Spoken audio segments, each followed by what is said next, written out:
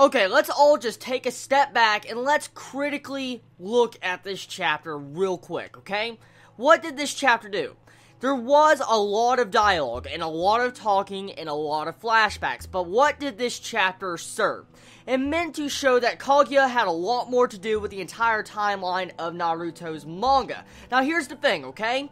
We pretty much find out in this chapter that Black Zetsu was the main Mastermind. Now, before I get into that, I want to talk about something. The main point of this chapter, honestly looking at it, is that it was meant to fix plot holes and inconsistencies in the entire plot line of this series since Kaguya's introduction into this series. As we all know, when Black Zetsu backstabbed Madara, put his hand through his freaking chest, we know for a fact Black Zetsu said that, he was Kaguya's will all along. We also found out that, the white Zetsu are made from infinite Tsukuyomi. We found out about stuff like that, and all of us could agree that was retcon. Almost the entire plotline, what we are led to believe about Hashirama's DNA, was just pretty much just changed in one chapter.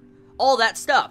And so, with this chapter, it tries to fix up all these plot holes that have been coming up constantly, and everybody's been wondering and questioning about, what is going on here? I mean, Hashirama was the main person that made White Zetsu. We had Madara make Black Zetsu. We saw that. And so, you have to think about what's these plot holes. How are you going to explain this? So, Kishimoto most likely saw this and tried to actually explain all these different type of details about what was really going on. Now, looking at this chapter, you can definitely tell that Kishimoto was planning this entire change of attitude of Black Zetsu for a very long time. Let me explain why.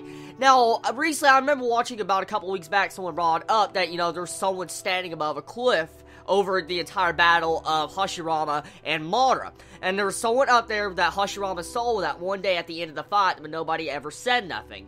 Well, the thing is with that entire part is, that was a long time ago in the past, and so you could clearly see that Kishimoto has thought about someone being the main mastermind behind Madara the entire time. And so, I feel like he may not have knew that it was going to eventually turn into Black Zetsu, but I think Kishimoto knew that he wanted someone greater than Madara to eventually stab him in the back. And so, I think this was planned for a very long time, but does that make it good writing?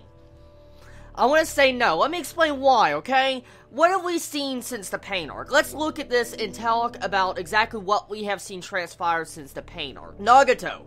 And he was supposedly the main mastermind. He was the main leader of the Akatsuki, and we thought they were just going to be straight out badass. It was going to end here. And then we went into Obito, where he manipulated Nagato and made him more evil in his heart and manipulated all the hatred he stored up against the different wars he's been in. And so Obito, we thought he was the main mastermind. And then it goes to Madara. Madara has these multiple chapters of saying, "Oh, I used you, Obito. I used you." I mean, less than 10 chapters ago, it was pretty much revealed that Madara was using Obito. I mean, it was like less than 10 chapters. Almost the entire chapter was focused on Madara saying that he was using Obito. And Obito even had this type of chapter, or one chapter to his entire self in the past, where he said he was using pain, and so forth. What I'm getting at is, this entire plotline consistencies of, I'm the main mastermind, no, I'm the main mastermind, no, I'm the main mastermind.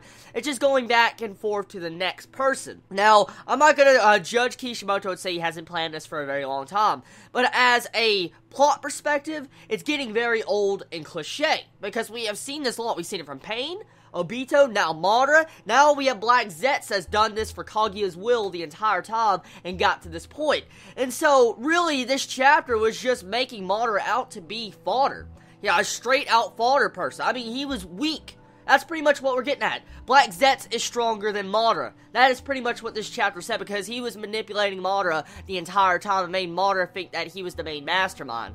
And so, it's upsetting. It really is. I mean, Madara has so much more development than this new enemy introduced in less than 30 chapters or so. I mean, it's upsetting. It really is, because Madara had so much more build-up. I'm not a Madara fanboy, but it's the point of looking at perspective of build-up and character development. Madara had a lot more, even though Kaguya is definitely a greater threat. She just doesn't feel like that enemy that's worthy of the ending of this series, because Madara was a lot better villain. I'm gonna be honest, I liked his attitude, I liked his personality, I liked the way he acted, but adding in this and then finding out that Madara was reduced to fodder because of Black Zetsu, just, it's really disappointing. It really is. Besides talking about the entire part of how Madara was reduced to meat fodder, I want to talk about something else that was brought up in this chapter, and I don't think was explained correctly. Now, I could be wrong. I don't have the best knowledge when it comes to the Naruto fandom. I don't. I want to be honest here.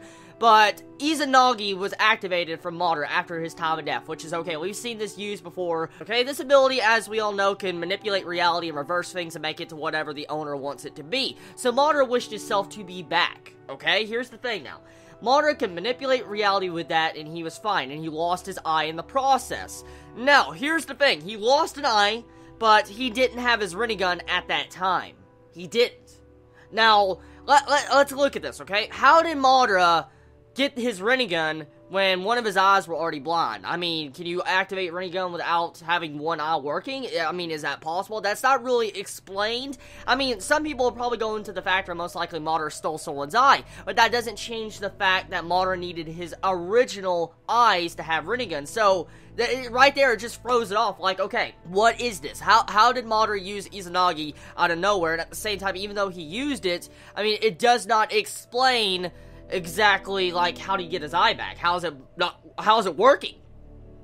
It was clearly working when he was an old man, so, I mean, exactly,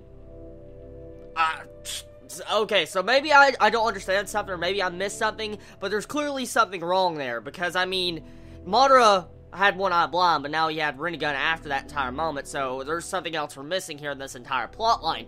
Now, one thing, though, with this chapter, what it also brings up, is that it looks more and more likely for Kaguya to be taught no jutsu, because it's clearly showing that she has love for her children. She reveals that she was a part of the Chibi, and at the same time she's crying almost this entire chapter.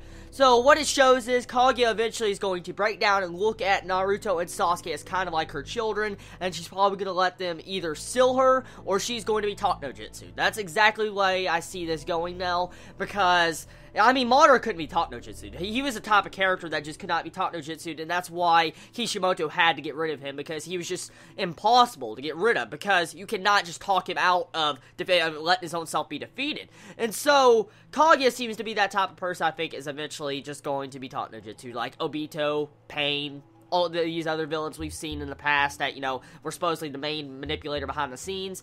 But anyways, it's going to be the end of my chapter review of Naruto this week. Tell me your thoughts on it. I love you all so much. Please be safe. Chibi out.